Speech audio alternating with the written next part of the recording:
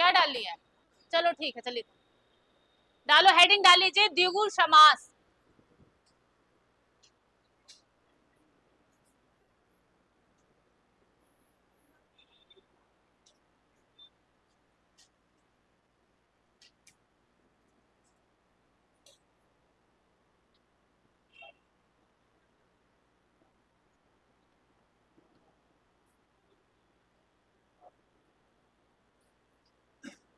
लिख लिया? इसमें लिखो जिस पद का द्विगु समास, हेडिंग डालनी है और उसमें लिखना है जिस पद का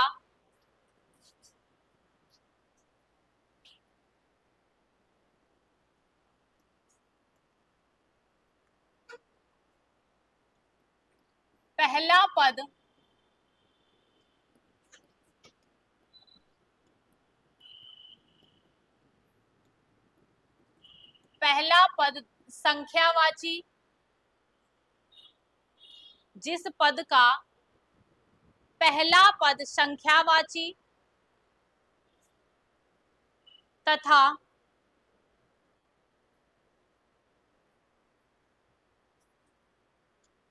दूसरा पद संज्ञा शब्द होता है।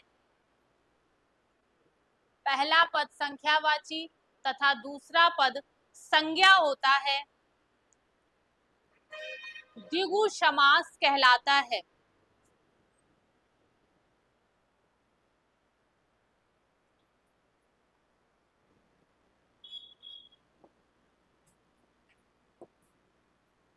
क्या लिखा है? पहला पद क्या होगा? किसी भी पद में पहला पद संख्या होगी कोई ना कोई, और दूसरा पद क्या होगा? कोई संज्ञा शब्द होगा। ये भी याद रखना है, संज्ञा शब्द होगा, ना कि विशेषण होगा, ना कि वहां पर क्या होगा? सर्वनाम होगा, ठीक है, ना कोई क्रिया होगी, सिर्फ क्या होगी? संज्ञा शब्द। और संज्ञा शब्द हमें पता है क्या होते हैं? व्यक्तिवाचक संज्ञा, किसी जातिवाचक संज्ञा में नाम है, किसी भाववाचक संज्ञा में नाम है, तो वो जितने शब्द हैं उन शब्दों के साथ आगे क्या लगी होगी? कोई ना कोई संख्या लगी होगी, तो वो हमारा कौन सा समास कहलाता है? द्विगु समास। जैसे एग्जाम्पल में लिखेंगे नवरत्न। नवरत्न आपका उदाहरण है। अब इसको अगर हम विग्रह करेंगे तो क्या करेंगे? इसका नौ रत्नों का समूह। कोई ना कोई इसमें जो भी संज्ञा शब्द होगा वो किसी ना किसी किसमें होगा? समूह के रूप में होगा। तो जब भी हम इसका विग्रह करेंगे तो लास्ट में क्या लिखेंगे? समूह, इतनी संख्याओं का समूह। नौ रत्न, इसमें नौ क्या है? आपकी एक संख्या शब्द है। अगर विग्रह करें तो नौ अलग हो जाएगा हमारा, और रत्न क्या हो जाएगा? अलग हो जाएगा। रत्न कैसा शब्द है? एक संज्ञा शब्द है। और नौ कैसा शब्द है? एक संख्यावाची शब्द, ठीक है। तो दो, पहला शब्द क्या हमने बोला कि पहला पद हमारा क्या होगा? संख्यावाची, और दूसरा क्या होगा? एक कोई संज्ञा शब्द होगी।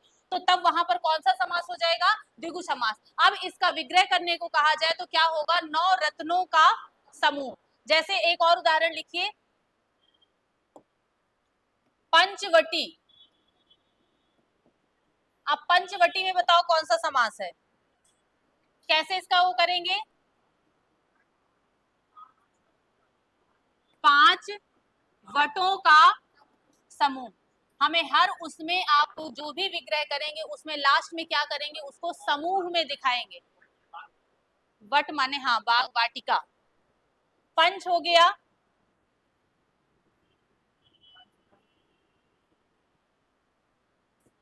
पंच अलग हो जाएगा इसमें, और वटी क्या हो जाएगा?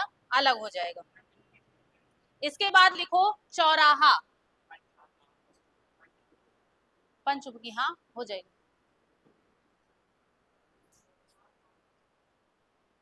चौराहा। अब इसको अगर विग्रह करेंगे तो क्या बनाएंगे? चार राहों का समूह। जैसे आप बोलते हो ना, कहीं होता है कि चौराहे में खड़े हैं, तो चौराहा उसको क्यों बोला जा रहा है? आप चौराहे में देखते हो चार रास्ताएं अलग अलग जगह के लिए रहती है। आप घोड़े चौराहे में खड़े होकर देखो, एक रास्ता इधर गई हुई है, एक इधर, तो मतलब क्या है? वहां पर चार रास्ताओं का समूह है। ऐसे ही आपने सुना होगा, होता है तिराहा। तो तिराहा में क्या होगा, 3 रास्ताएं होगी, उधर हो जाएगा 3 राहों का समूह।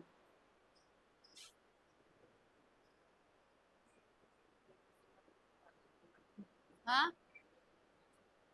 क्या चीज होगी, वहां की 2 हो सकती, 3 हो सकती, 4, रात्रि।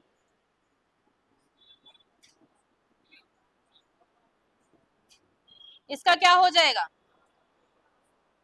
समूह बोलेंगे, या बोलेंगे यार समूह नहीं बोलेंगे, समाहार बोल देंगे। ठीक है, समाहार भी वही शब्द आएगा इसका। 9 रात्रों का,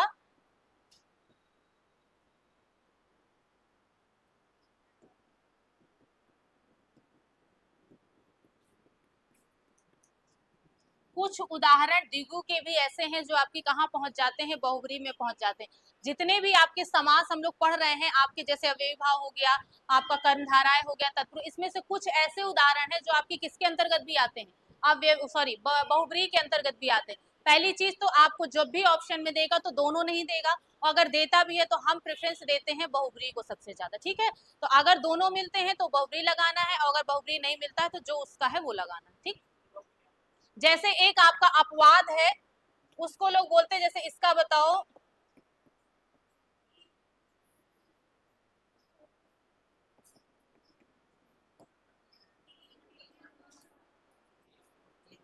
इसका क्या बनेगा, 3 रंगों का समूह। अब लेकिन इसको हमने क्या रखा, ये आपके पेपर में भी क्वेश्चन आ चुका है, तो इसका क्या हो जाएगा, ये आपके बहुब्री का भी उदाहरण है, क्योंकि 3 रंगों का समूह, तिरंगा किसके झंडे का नाम है, भारत देश के झंडे का नाम है ना। तो अगर इसका विग्रह करते हैं तो क्या लिखते हैं, 3 रंगों का समूह अर्थात देश झंडा या तिरंगा। तो ये आपका क्या है, ये आपका उदाहरण आपके बहुब्री में भी मिलेगा और आपके द्विगु में भी मिलेगा। तो अगर ऑप्शन में दोनों दे रहा है तो हमें बहुब्री लगाना है, और अगर ऑप्शन में एक दे रहा है, द्विगु दे रहा है तो द्विगु लगाएंगे, बहुब्री दे रहा है तो बहुब्री में लगाएंगे। ठीक है, त्रिलोक, बहुब्री लगाएंगे, अपवाद, अपवाद में नहीं जाएगा, वो बता रहे हैं ना, उसमें हम बस सबसे पहले प्रेफरेंस किसको देंगे, बहुब्री को ही देंगे। ठीक है, और किसी को नहीं देंगे। ये आपके उदाहरण, इसको लिए मैंने इसको लिखवा दी क्योंकि ये आपको पूछा गया है, और बहुब्री ही इसका ऑप्शन लगाया गया, जबकि द्विगु का भी है, क्योंकि 3 क्या है, एक संख्या है, और रंग क्या है, एक संज्ञा शब्द है। तो इस अकॉर्डिंग ये द्विगु समास का भी क्या बन जाता है, उदाहरण बन जाता है। और लिखो, क्या बोले हो, त्रिलोक, त्रिलोकी नहीं होगा, त्रिलोक होगा, लोक होता है आपका संज्ञा शब्द, त्रिलोक जैसे है, तो त्रिलोक क्या हो जाएगा, 3 लोकों का समाहार। तो वो तो हम बोल देते हैं ऐसे, लेकिन एक सही शब्द में त्रिलोक ही होता है। अब हम जैसे त्रिलोकी नाथ जैसे बोल रहे हो, तो वो त्रिलोकी नाथ का मतलब क्या, उस त्रिलोक के क्या है, वो नाथ है, ऐसा वाला आ जाता है। बल्कि सही शब्द आपका क्या है, त्रिलोक ही है। लिखो एक और, चतुर्वेदी,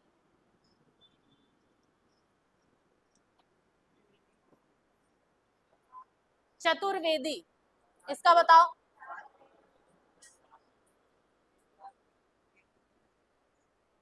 हम्म, आ सकता है, इसका भी बता दो, और बताओ।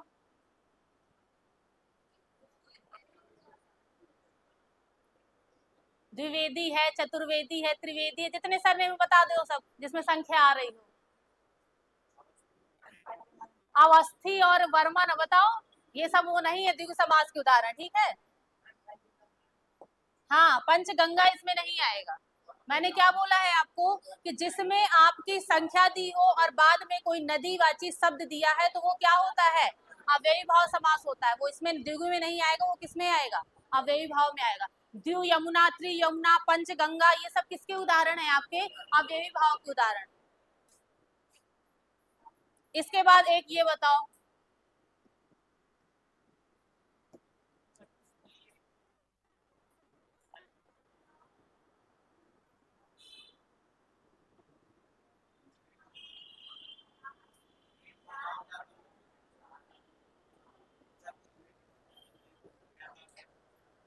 चतुर्वेदी 4 वेदों को जानने वाला, द्विवेदी 2 वेदों को जानने वाला, चतुष्पद 4 पथों का समूह, और त्रिभुज मतलब 3 भुजाओं का समूह।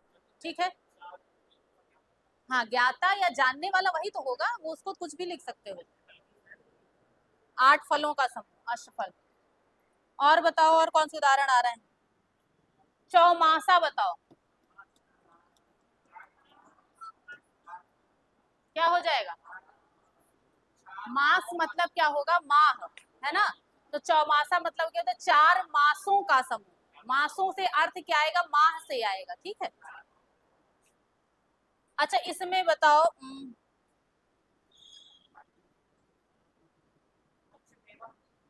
हाँ, दोपहर बताओ।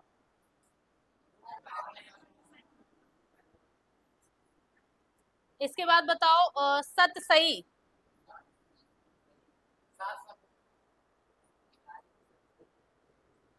बिहारी की सतसई क्यों बोला जाता है? उन्होंने सतसई लिखी है, मतलब 700।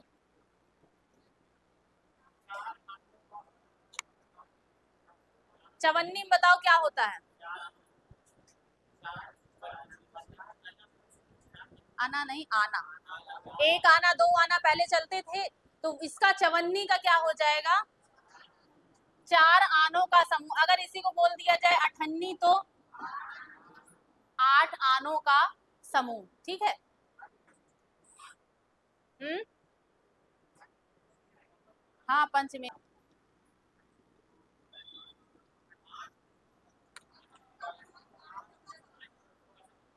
किसका क्या? किसका? मृतों का। इसको अगर हम अलग करेंगे तो क्या करेंगे? 5 अलग होगा और अमृत अलग होगा। तो इसमें क्या हो जाएगा? 5 अमृतों का समूह। मृतों कोई शब्द नहीं आएगा, ठीक है। हाँ, सप्तर्षि।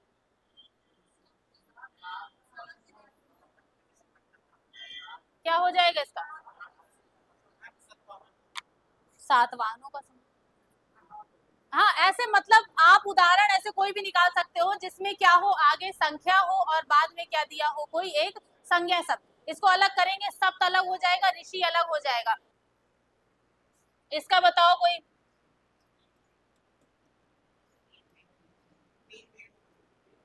वेणी मीन्स होती है धाराएं, 3 धाराओं का समूह। जैसे बोलते हैं ना त्रिवेणी, त्रिवेणी में क्या होती है? 3 नदियां आ रही होती हैं, इसीलिए उसको त्रिवेणी बोल देते हैं। तो 3 वेणियों का समूह बोल सकते हैं या 3 धाराओं का समूह बोल सकते हैं। हाँ हाँ, इसी में आएगा। इसमें किसी का नाम नहीं दिया ना, किसी नदी का। जिसमें नदी का नाम दिया होगा वहां पर सिर्फ अव्यय विभाव होगा, बस। हम्म, क्या कह रहे हो, समझ में? 3 वेणियों का समूह, वो नहीं आएगा उसमें। सब एक इसको भी लिख लीजिएगा, पंजाब।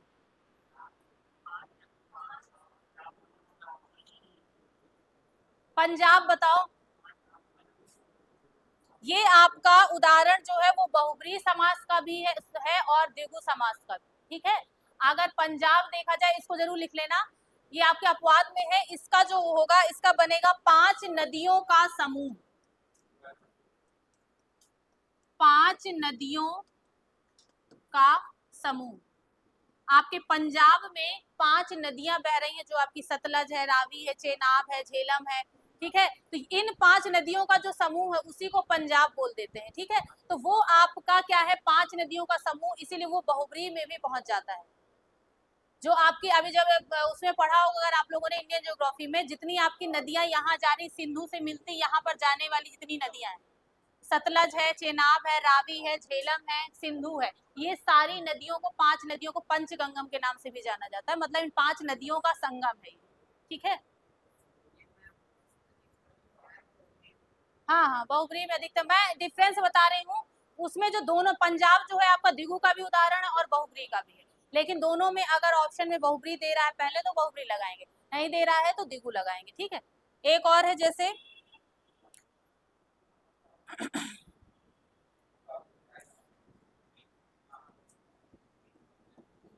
क्या हो जाएगा इसका? 3 फलों का समाहार या 3 फलों का समूह। फल को नहीं आएगा, त्रि अलग हो जाएगा, फल अलग हो जाएगा, का कहाँ जोड़ है? त्रिफला चूर्ण होता है, खाते हो? तो वो जो होता है उसमें 3 फल मतलब क्या होता है, जैसे हर बहेड़ा और कुछ पड़ा होता है जो भी हमें नहीं पता, लेकिन उसको क्या कहते हैं, 3 फलों का समूह, मतलब उसमें क्या है 3 चीजें मिक्स हो, त्रिफला का मतलब ही यही हुआ, 3 फलों का समाहार। ठीक है, अच्छा इसका बताओ, बस लास्ट है, इसके बाद अब हेडिंग डालने। पंचपात्र, 5 पात्रों का समूह। अब पात्र मतलब क्या होता है, बर्तन, तो ये क्या है, 5 पात्रों का समूह हो जाएगा पंच पात्र। ठीक है, अपवाद में कहा बोला मैंने,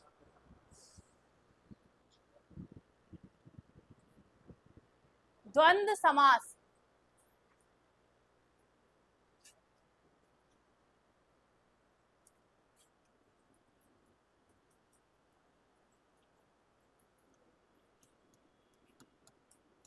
द्वंद्व को और किस तरीके से लिखेंगे, मैंने उस दिन बताया था ना, लिख के बताओ इसमें। अच्छा लिख के मत बताओ, मुझे बता दो सिर्फ ये बताओ, इसमें आधा शब्द क्या है और पूरा शब्द क्या है, लिख दिया होता पूरा तो गलत होता, उसको मैंने इसकी ये चीज हटा दी ना। आज मैंने इस वाले बैच में यही बताया था कि आपकी जो ये है ऊपर वाली लाइन क्या कहलाती है, ऊपर वाली लाइन को क्या बोलते हैं, इसको बोलते हैं सिरोरेखा, और इसको क्या बोलते हैं, खड़ी पाई बोलते हैं। तो कोई भी आपके वर्णमाला में जो व्यंजन शब्द है, व्यंजन वर्ण है, वो किसी भी व्यंजन वर्ण का जब आधा बनाते हैं तो उसकी खड़ी पाई को क्या कर दिया जाता है, हटा दिया जाता है, तो वो क्या बन जाता है, आधा। अगर हम खड़ी पाई लगी रहने देते हैं तो उसके नीचे हमें क्या लगाना पड़ता है, हलंत लगाना पड़ता है। ठीक है, तो अगर मैंने ना को इस तरह लिखा था तो भी सही है, और अगर हम खड़ी पाई लगाते हैं तो ना के साथ हमें ये लगाना पड़ेगा। आपके व्यंजन वर्णों में सिर्फ आपके 2 वर्ण ही ऐसे हैं जो क्या है, खड़ी पाई के इस साइड होकर बनाए जाते हैं, उनका जब आधा बनता है तो उसमें खड़ी पाई लगती है और वर्ण को क्या कर देते हैं, आधा कर देते हैं। इस तरीके से आप फा लिखोगे तो ऐसे लिखते हो, का लिखते हो तो ऐसे लिखते हो, ऐसे लिखते हैं ना।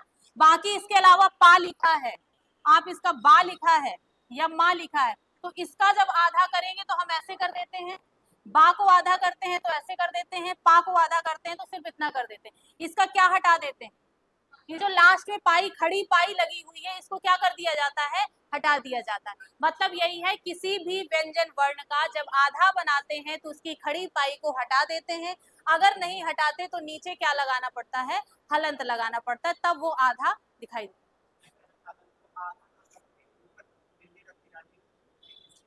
माक्षर अलग अलग अर्थ देते हैं, आप अंगा कह सकते हो, अंगा क्यों नहीं लिखा, इया क्यों नहीं लिखा, आड़ा क्यों नहीं लिखा, सबके बोलने का उच्चारण स्थान में, मान लीजिए नाक के द्वारा पंचमाक्षर जो है आपके अनुनासिक कहलाते हैं।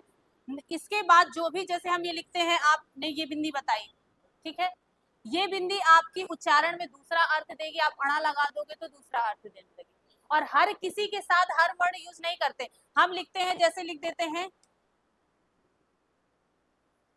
कण्व लिखते हैं, ठीक है, अड़ा लगा है ये, मैं उच्चारण कर रही हूँ कर्ण, अगर मैं इसकी जगह ये लगा दूं तो क्या यही अर्थ दे रहा है, नहीं दे रहा ना, ये अलग अर्थ देगा, अंग का अर्थ दे रहा है, और ये अलग अर्थ दे रहा है तो पंचमाक्षर ही ना दोनों।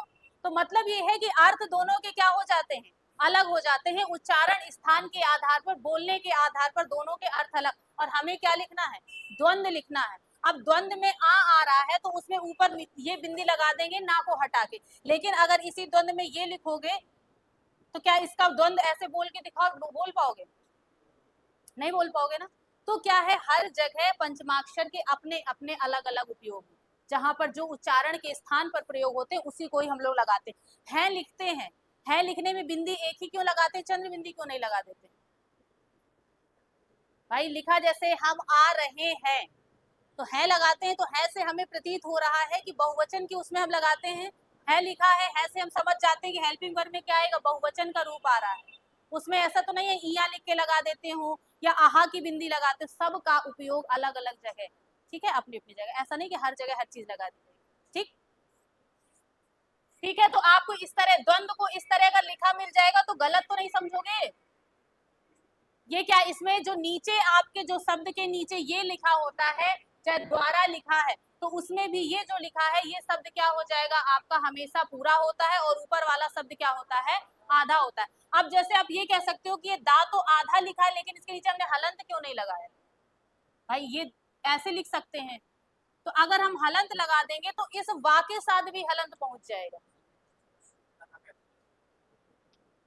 अभी बताती हूँ, वर्तनी शुद्धि नहीं, पहले ये द्वंद पढ़ा दें तो फिर शुद्धि बता देंगे। ठीक है, द्वंद समास लिखो। द्वंद का देखो शाब्दिक अर्थ अगर हम निकालें तो द्वंद का अर्थ होता है आपका जोड़ा या युग्म। ठीक है, इसको क्या कहते हैं, किसी भी दो शब्दों का जोड़ा या किसी भी दो शब्दों का युग्म। ठीक है, तो उससे द्वंद का शाब्दिक अर्थ ही क्या है, हमारे जोड़ा है, और द्विगु में अगर निकाला जाए तो वो क्या है, द्विगु का अर्थ निकलेगा तो वो संख्या है। ठीक, लिखो जिस समास के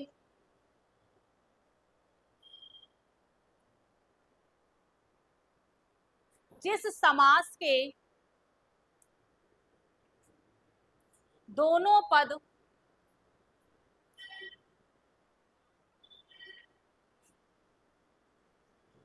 जिस समास के दोनों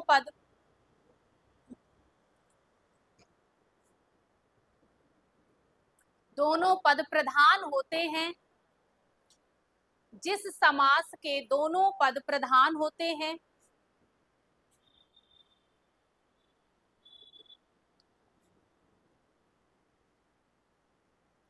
तथा जिसमें समुच्चय बोधक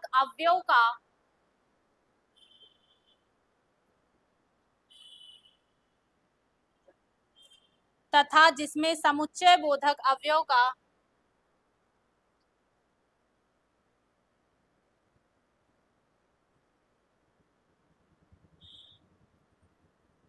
लोप, समुच्चय बोधक अवयव का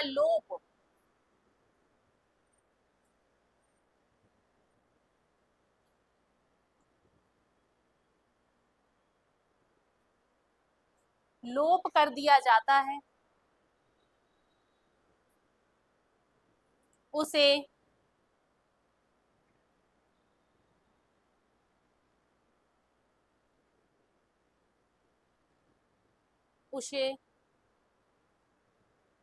द्वंद्व समास कहते हैं, उसे द्वंद्व समास कहते हैं।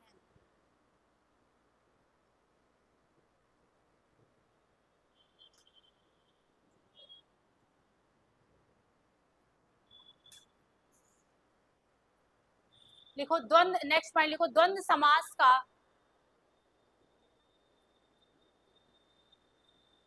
विग्रह करने पर द्वंद्व समास का विग्रह करने पर इनके दो पदों के बीच में इनके दो पदों के बीच में और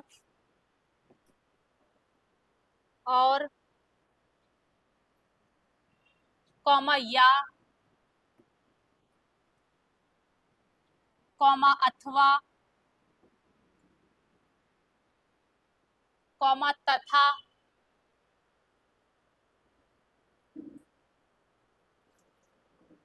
शब्द लगता है, शब्द लगता है।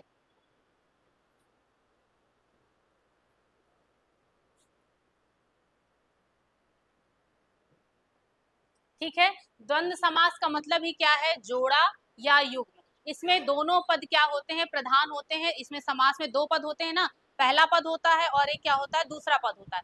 प्रथम पद, पूर्व पद और उत्तर पद। तो इसमें दोनों पद क्या होते हैं, प्रधान। दोनों पद प्रधान होने का मतलब है कि दोनों का अपना अपना एक अर्थ होता है।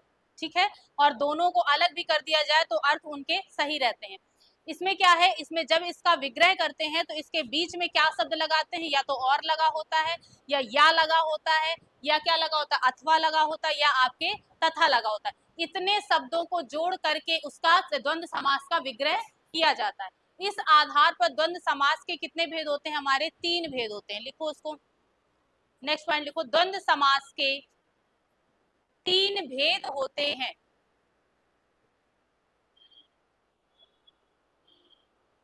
द्वंद्व समास के तीन भेद होते हैं।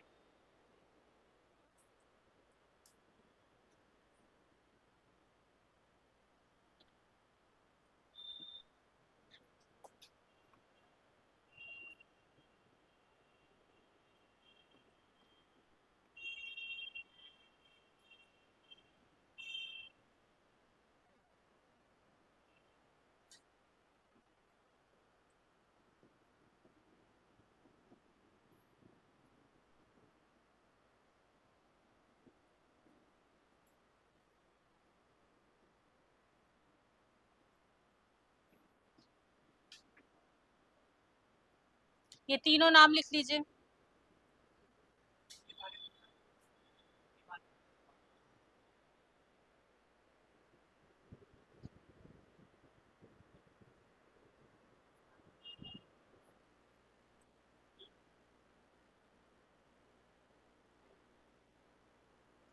सीधे सीधे अव्यव ही पूछेगा, क्रिया विशेषण पूछेगा, सबसे ज्यादा किताबों में भी नहीं मिलेगा। ठीक है, पहली हेडिंग डाल लीजिए आप लोग, इतरेतर द्वंद्व। इतरेतर द्वंद्व, जिस समास में, जिस समास में दोनों पदों के बीच में, जिस समास में दोनों पदों के बीच में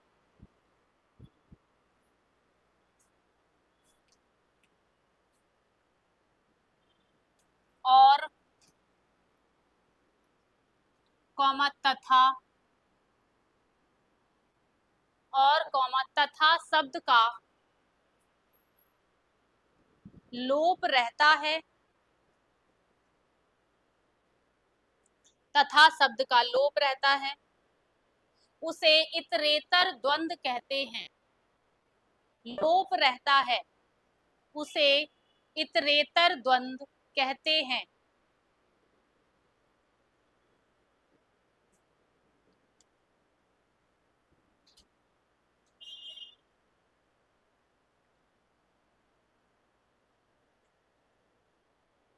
पद, इसमें दोनों पद प्रधान होते हैं।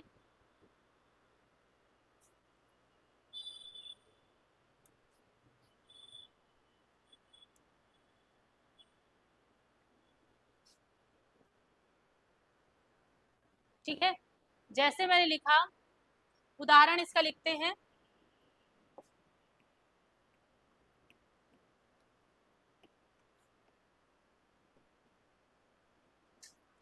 राधा कृष्ण, तो इसका क्या लिखेंगे, राधा और कृष्ण। इसमें किसका लोप है, तथा और शब्द नहीं लिखा हुआ है। अगर हम इसको अलग करें तो राधा अलग और कृष्ण अलग, दोनों ही अपने आप में अर्थपूर्ण शब्द हैं और दोनों ही प्रधान शब्द हैं। मतलब दोनों पद क्या है, प्रधान है। प्रधान का मतलब मैंने क्या बताया था, जिनका क्या हो, अर्थ निकल रहा हो सही अर्थ में। तो राधा, और इसका जब विग्रह करेंगे तो क्या बनेगा, राधा और कृष्ण।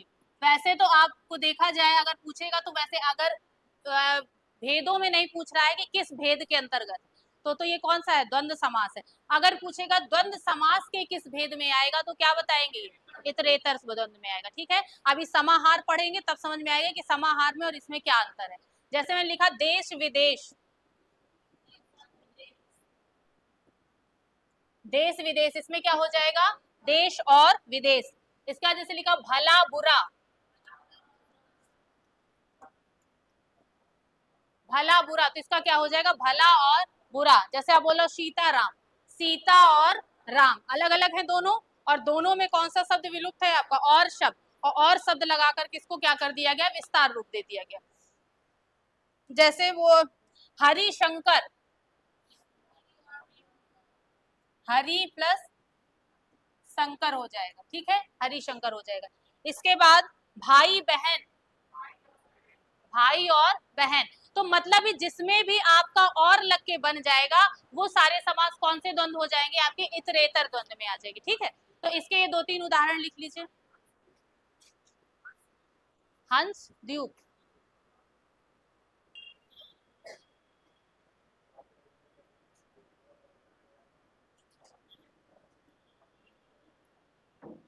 इसका भी क्या हो जाएगा, हंस और द्यूप ही हो जाएगा, ठीक है। इसके बाद और बताओ कोई। हाँ, रात दिन, रात और दिन, या दिन और रात, दिन रात अगर है। सुबह शाम, वो भी हो जाएगा सुबह और शाम, ठीक है। जैसे है माँ बाप, तो क्या हो जाएगा, माँ और बाप। लिख लो, ये उदाहरण लिख लो। गुण दोष, हाँ, तो वो द्वंद्व समास के उदाहरण रूप में बोलते हैं। जैसे मोदी जी क्या बोलते हैं, भाइयों और बहनों, तो और शब्द लगा के बनाते, तो क्या बोल रहे हैं, वो इतरेतर द्वंद्व में बोल रहे हैं। और कभी जब बोल देते हैं भाइयों बहनों, तो वो क्या बोलते हैं, सामसिक पद के रूप में बोल रहे हैं। लिख लो इसको। जैसे दान पुण्य, दान और पुण्य, ठीक है। तो ये उदाहरण लिख लीजिए। इसके बाद हम लोग कल देखेंगे दो जो आपके बचे हैं, क्या चीज, कोई भी उदाहरण बता दीजिए, अब जैसे इसी का ही बना देंगे, राधा तथा कृष्ण है। आपके जितने जो आपके समास में, जैसे द्विगु समास है, द्विगु समास में किसके उदाहरण आएंगे, संख्यावाची आएंगे, जिसमें पहला पद संख्या होगा, दूसरा पद क्या होगा, कोई संज्ञा शब्द होगा। इसके बाद आपके द्वंद्व में क्या होगा, द्वंद्व में दोनों पद प्रधान होंगे, और दोनों पद प्रधान होने के साथ साथ जब हम उसका विग्रह करेंगे तो उसके साथ क्या लगेगा, और लगेगा, तथा लगेगा, या लगेगा, अथवा लगेगा, ठीक है। ऐसे शब्दों को लगा करके हम उसका क्या करते हैं, विग्रह करते हैं, ठीक है। तो इधर तक कल रिवीजन करके आएगा, उसके आगे फिर कल देखते हैं।